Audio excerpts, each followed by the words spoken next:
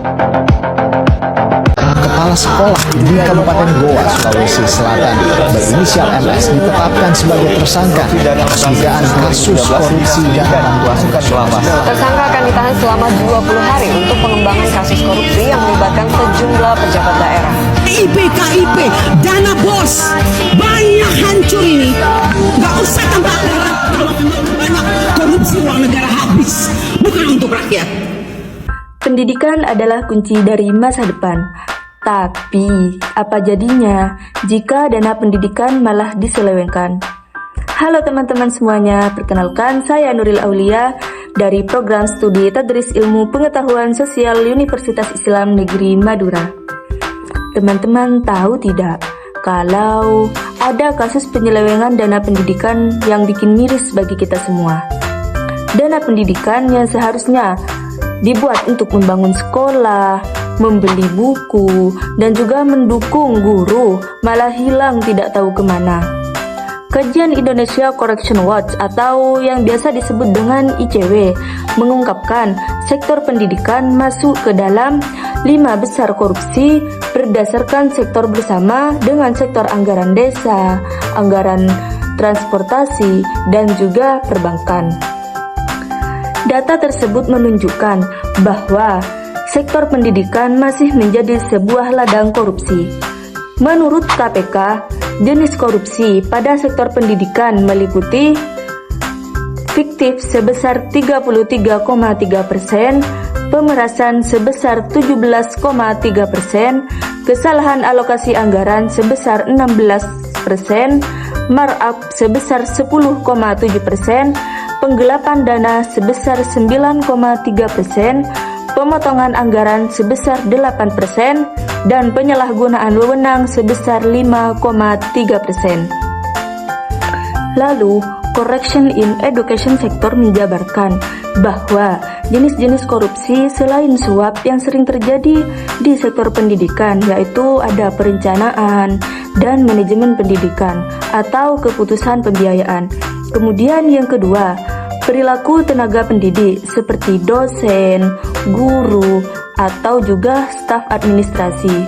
Dan yang ketiga, ada biaya dan kondisi sekolah. Dan yang terakhir, yaitu pengadaan. Contohnya, tahun lalu saja ada laporan bahwa dana pendidikan ratusan miliar tidak tahu larinya kemana. Lalu, apa sih penyebab terjadinya penyelewengan dana pendidikan? Penyelewengan dana sering terjadi karena lemahnya sistem pengawasan, kurangnya transparansi, dan masih adanya mentalitas koruptif di beberapa oknum. Bayangkan, dana pendidikan yang seharusnya untuk pendidikan malah dialihkan ke proyek fiktif, laporan palsu, atau malah masuk ke kantong pribadi. Nah, teman-teman, akibat dari penyelewengan dana ini menimbulkan dampak yang sangat serius loh. Dampak yang terjadi akibat penyelewengan dana tersebut yaitu yang pertama, kurangnya fasilitas yang memadai, sekolah menjadi rusak, guru tidak mendapatkan gaji yang cukup, bahkan banyak anak-anak yang putus sekolah. Nah, hal tersebut adalah sebuah masalah besar dalam dunia pendidikan di Indonesia.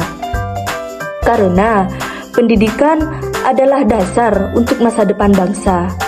Bayangkan, masa depan generasi anak muda kita yang menjadi taruhannya.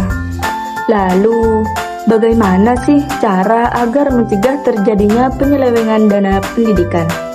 Nah, teman-teman, ada banyak cara yang bisa dilakukan untuk mencegah terjadinya penyelewengan dana pendidikan. Berikut beberapa di antaranya. Yang pertama yaitu lakukanlah transparansi anggaran. Yang kedua, lakukanlah pengawasan yang ketat.